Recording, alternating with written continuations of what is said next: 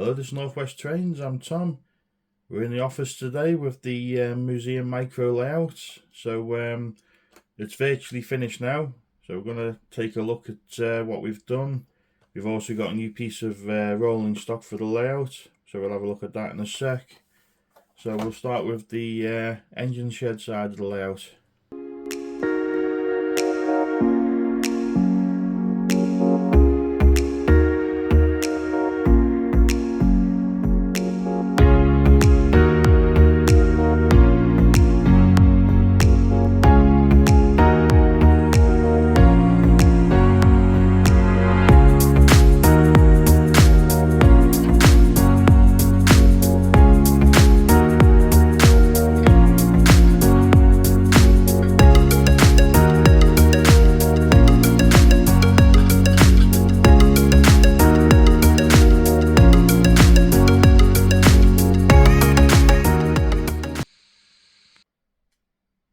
Okay, so starting from the left hand side of the layout, first thing you'll notice is I've finally put a roof on the engine shed.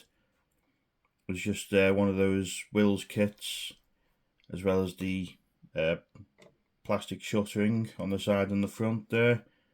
I'll have more pictures and stuff on my Facebook page, so you'll probably see a bit more in detail of that.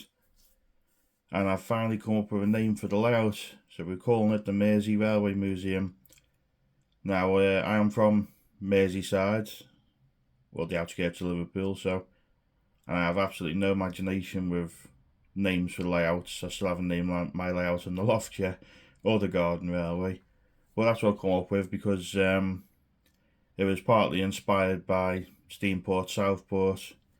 Now that closed. I was still only a kid when that closed, and it had a short running line. It had a nice size engine shed, a short running line, and it was great. Always a shame that it's closed, but we now have the Ribble Steam Railway, which where all the stock and volunteers went to, as far as I know. But anyway, moving back to the layout. So we've obviously got our shed. I've even put a little bit of a roof on the other building. So the idea is, we just moved the layout very slightly. The idea is the other side of this building is the entrance to the museum.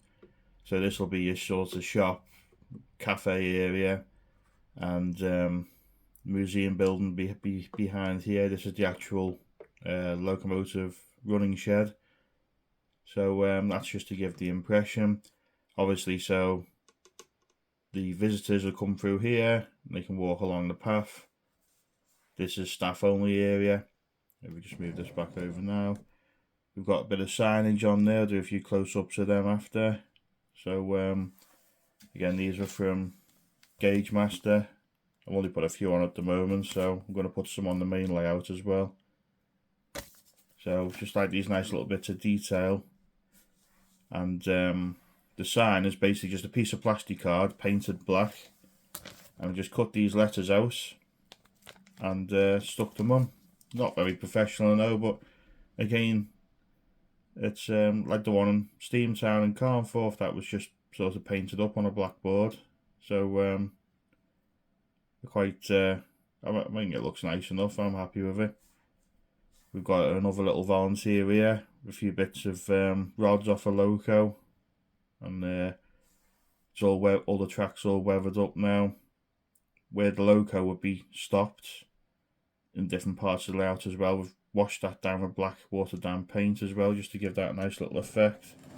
See if we can push this back a little bit. We've got a train spotter here with his camera.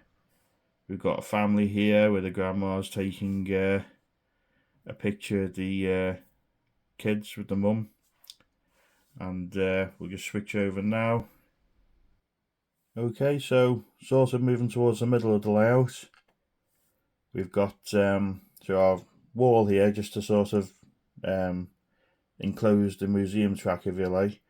I put like a coping stone top on all the way along just to finish that off, give it a bit more depth as well, because a bit limited to what I could do in terms of scenery on this layout. So we've got like our typical sort of black ash that we get near where locos are stored. Mixture of ballast, and it gradually gets more cleaner ballast as you go further out. I've done 2 different types of ballast. We've got Woodland Scenics ballast here. This one's a Hatton's original modern weathered ballast. And to break it up, we've got the brown scatter, which is our sort of footpath, if you like. So we've got 3 different colours, so it's all separated, so I didn't want it all grey all the way through. And I've tried to add a little bit of green into it as well. So along the narrow gauge line, got a few flowers here, a few bits of wild grass growing up, a few bits of moss and stuff in between. I think it just breaks it up nicely, and the fence breaks it up a bit as well, which I quite like. We've got a little backpacker figure here as well. So again, we'll move over again now. Okay, moving along a bit further, we've got our little signal box.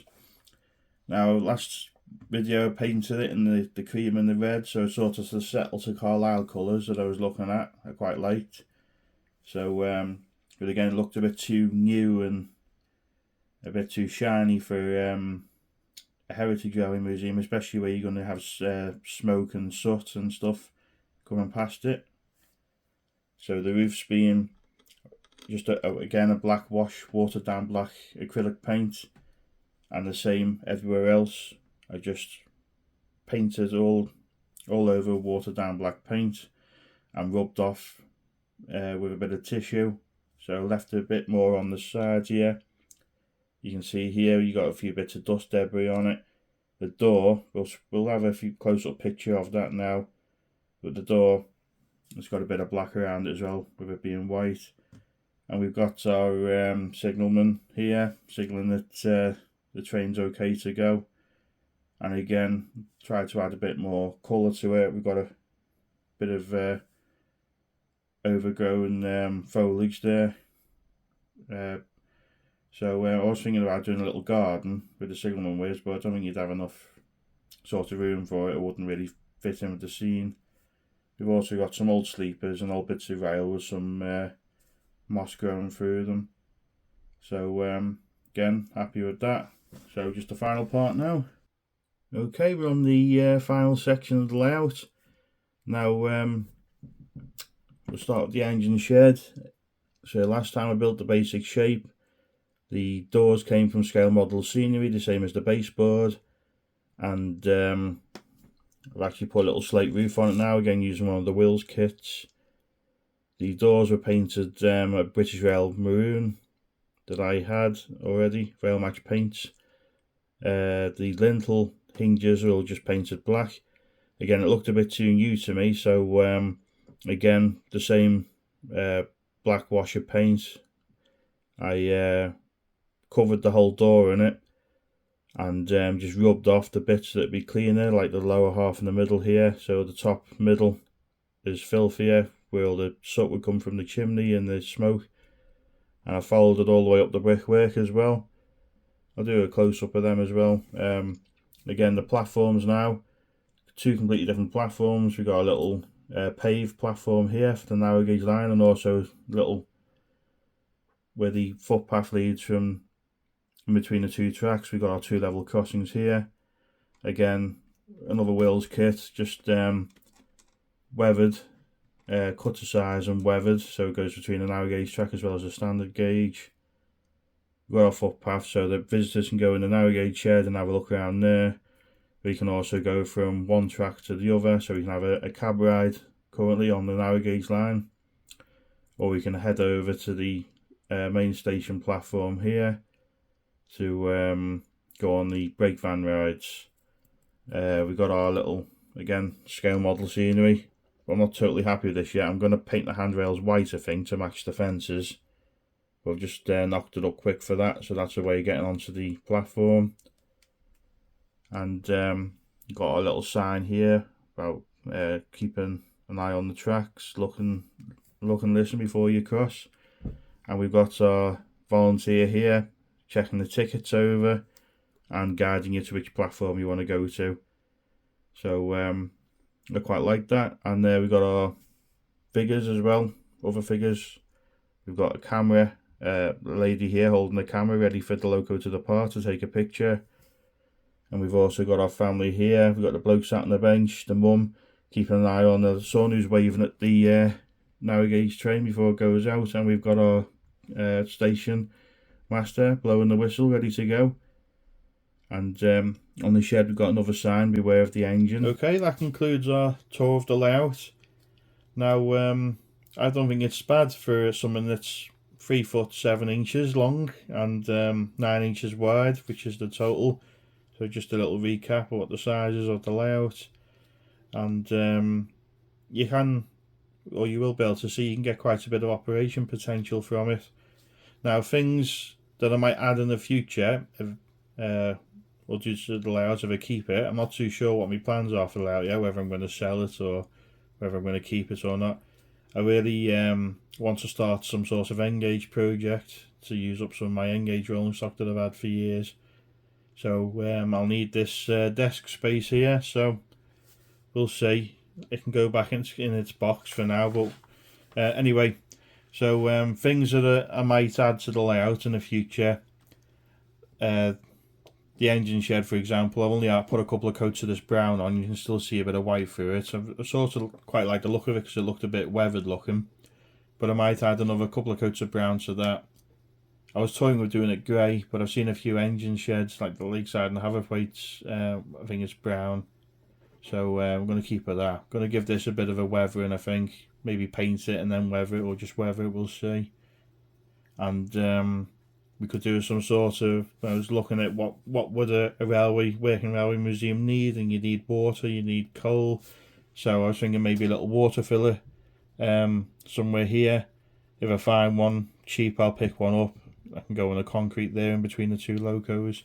I won't have enough room for a water tower or a proper coal stage, but what I might actually do, just move this wagon, is stick a few coal sacks on there, or maybe have a little step and see if we can fit some coal on there. So it's food for thought, isn't it? But really that's all. Maybe even a bit of lighting. I wasn't going to do lighting, but it can be added in the future.